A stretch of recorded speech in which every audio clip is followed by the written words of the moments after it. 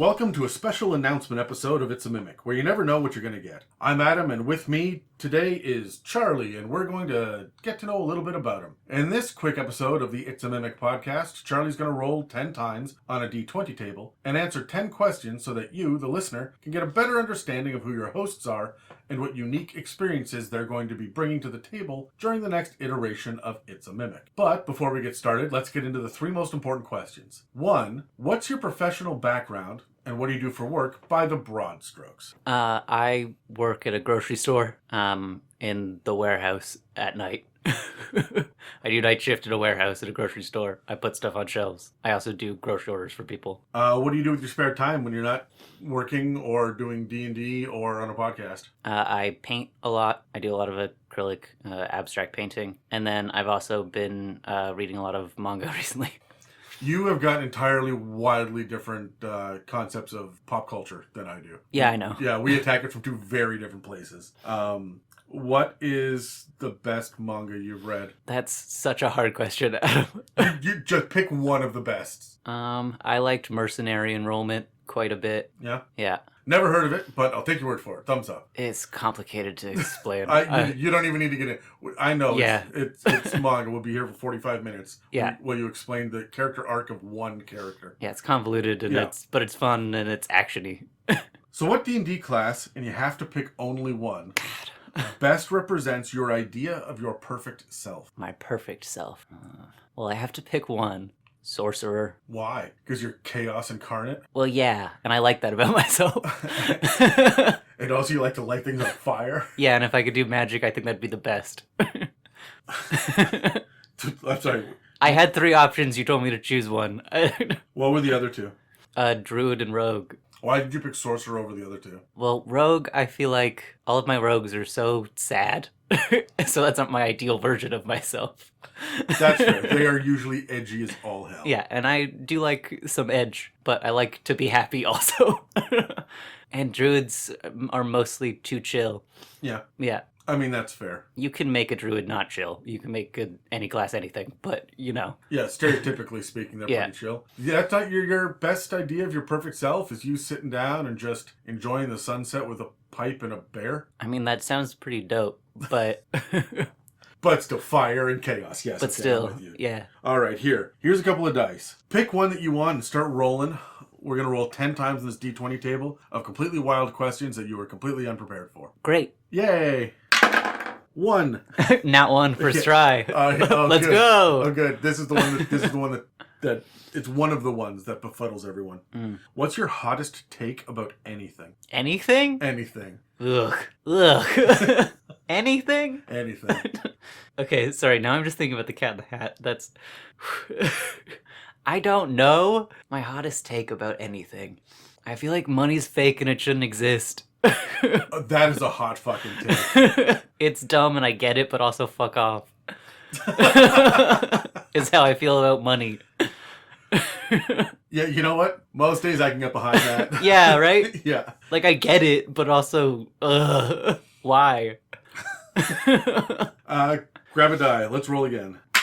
8. What is the part of history that's a blind spot for you that you wish you could be an expert on? I feel like just saying medieval times is too broad. If you're going to say medieval times, I want you to pick a region or a country or something, right? Yeah. Because medieval Japan is a whole lot different than medieval Europe, yeah. Honestly, it probably wouldn't be medieval times. I'd want to know more about the witch trials shit. I know Salem and whatnot? Yeah. Witch trials were happening everywhere. Sure. Well, lots of places. I'm sure there are some places that were actually chill. But it's a topic I'm interested in, but have never researched enough, you know? That's fair. And you mean like the Salem witch trial level of stuff, not the Spanish Inquisition? Both I'm interested in. Yeah, okay. Fair enough. Let's roll again. 2. I'm doing great. It doesn't matter. They're randomized on the No, list. I know. It's about my pride. In your opinion, what has been the most important invention or discovery in human history and why? Jesus Christ. Oh, yeah. I'm sick and tired of asking, what's your favorite species in these Meet the Demons episodes? I didn't get to do any of those ones. I didn't even get the easy ones. Yeah, fuck it. Can you say that again? What do you mean?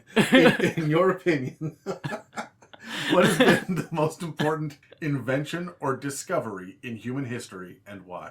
Invention or discovery? I want you to understand that every single person goes away with these questions and they come up with the right answer at 2 a.m. as they're laying in bed staring at the ceiling going, shit, I should have said this. Yeah, I'm gonna say some dumb shit. Yeah, but like it's more important to get your like initial reaction off of this. So this is not a test. Electricity? That's pretty good. That feels like a dumbass answer. Electricity's pretty dope, yo. Yeah. I mean, it's harnessing electricity is Yeah, that's a good one. yeah, it elevated everybody's quality of life. It's not a bad one. Wheels are nice. Thanks, Charlie. That's gonna be in your tombstone. Here lies Charlie. Sure. Wheels are nice. Alright, roll again. Another nat one. Yeah, reroll. So 12. At your funeral, what is the one song you absolutely need them to play, and what's the one song you'll forbid them from playing?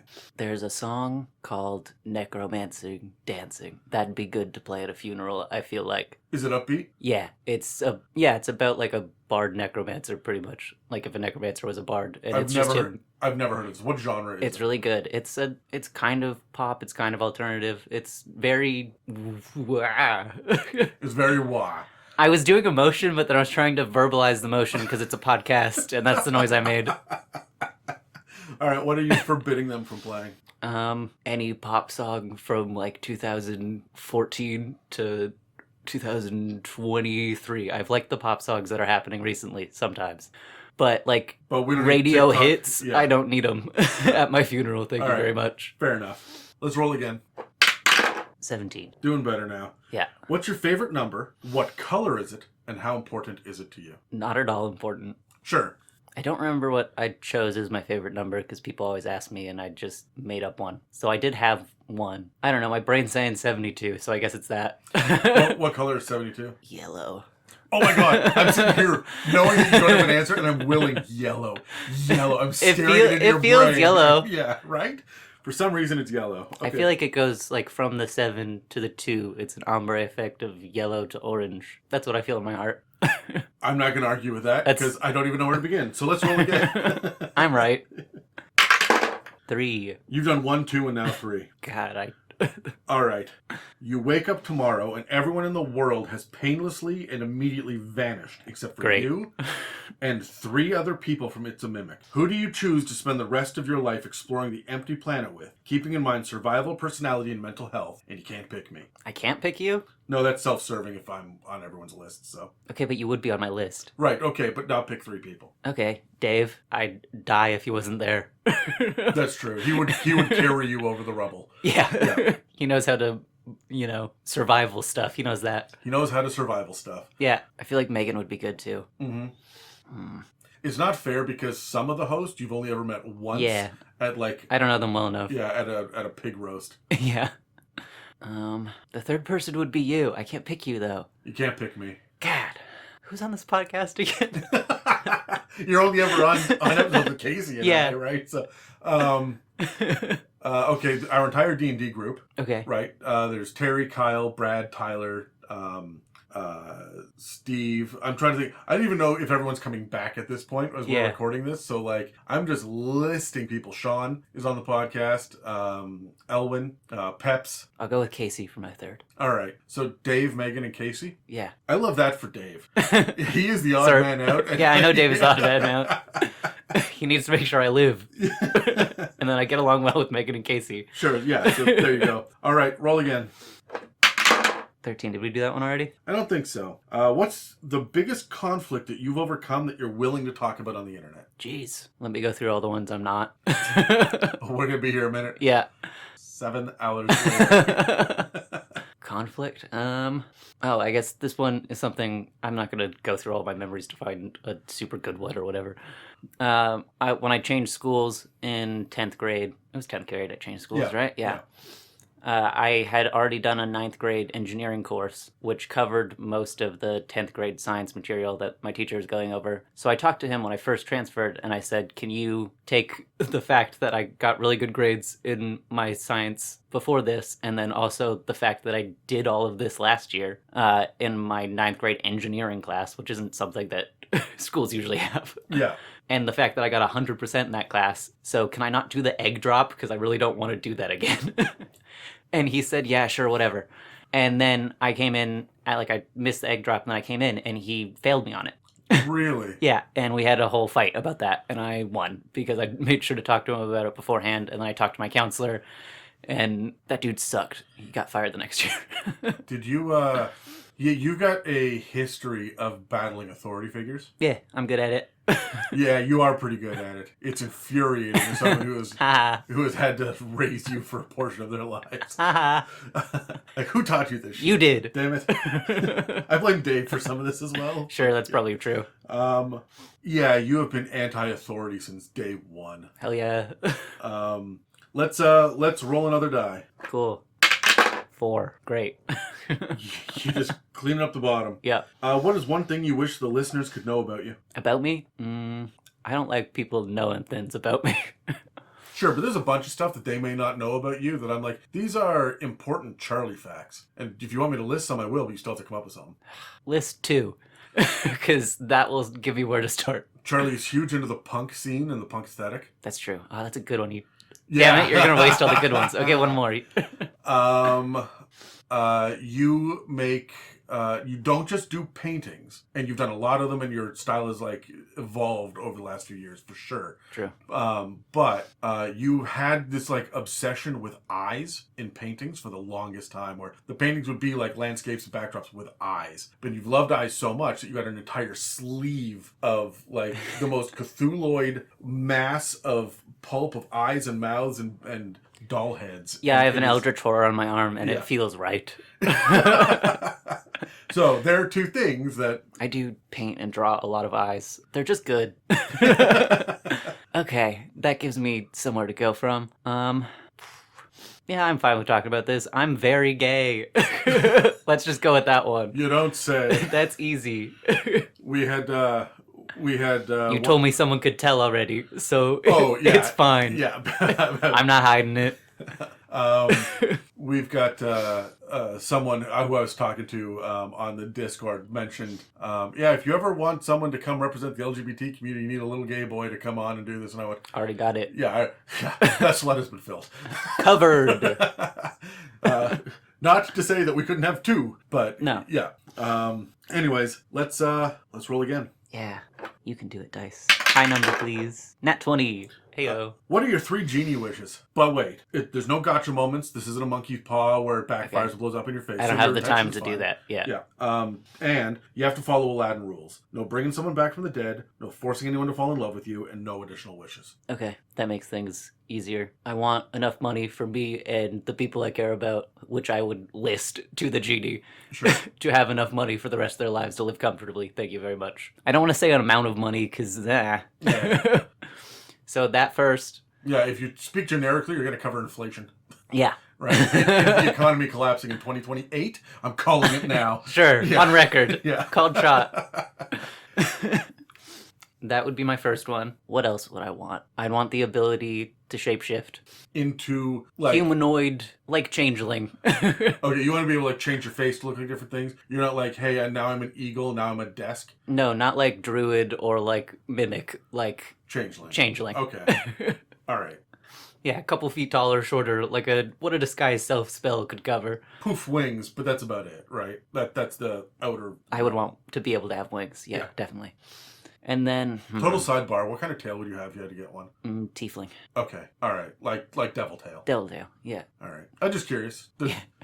Yeah. I'm also not surprised. I don't know why I needed to ask that. No, you knew that already. Yeah, I knew that I feel like you could have guessed. So what's your third one? Third wish. I'd want my dream house, which I have in my head. But isn't that living comfortably? Can't the first wish cover that? I want comfortably for everybody. Oh. I want if nobody else gets their dream house. I want my dream house, which is not comfortably. It's insane. Oh, okay. I know a little bit about your dream house. It's insane. Yeah.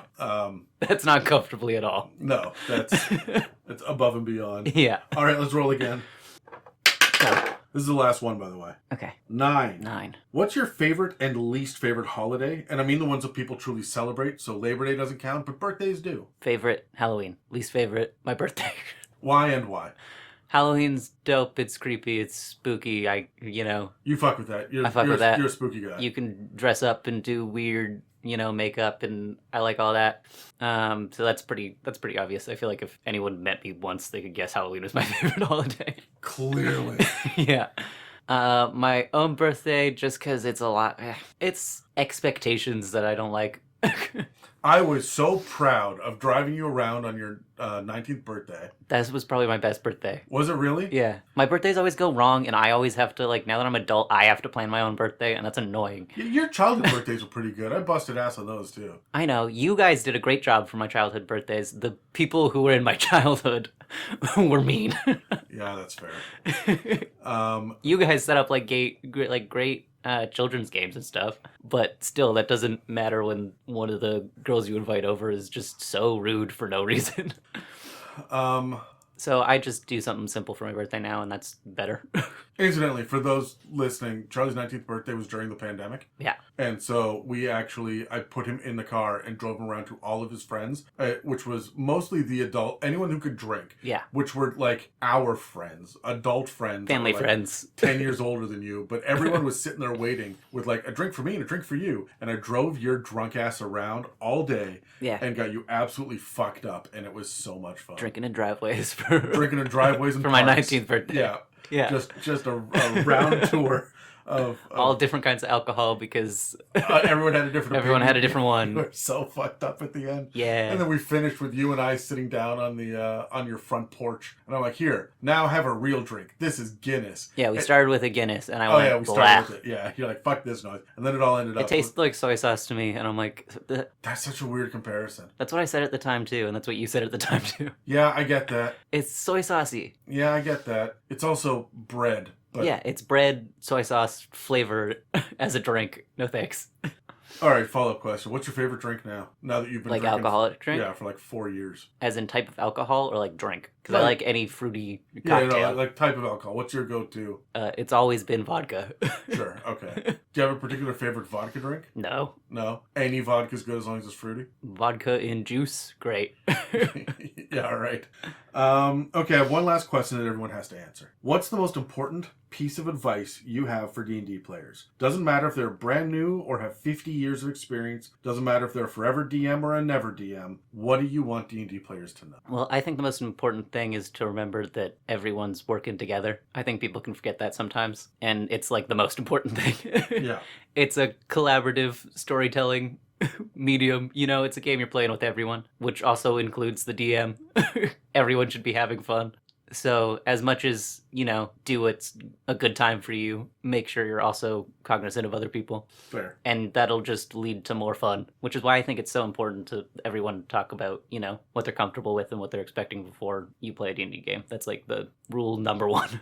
That's one thing that most people don't think about with their session zero, because we're so focused on the safety factor of it, which is good, but nobody stops to think about explaining what you want out of this campaign. What's going to be fun for you? What is our goal? Because a lot of people show up and say, yeah, man, as long as nobody talks about scratchy fingernails on chalkboards, then, I will be in a safe place, and that's fine. And that's a be-all, end-all. But like you just very eloquently said, we're doing this together. Yeah, everyone's making a story together, and it's a lot of fun. But, things go weird during D&D. Unexpected stuff happens and comes up, and as long as I think everyone is cognizant of the other people at the table, you can go with that in a lot of really fun ways. But I feel like if you don't, then that can lead to a lot of, tension and upset people and misunderstandings. So... Well, that's all for this Meet the DMs episode of It's a Mimic. Please take a second to engage with a like, follow, comment, and review to help push our engagement. And don't forget to subscribe to find future inspirations for your campaigns. If you'd like to support us, we have a store with some merch and a donate button on our website, itsamimic.com, as well as a Patreon. This episode and others can also be found on Spotify, Apple Podcasts, YouTube, and most other podcast apps. Thanks for listening to It's a Mimic, where you never know what you're going to get.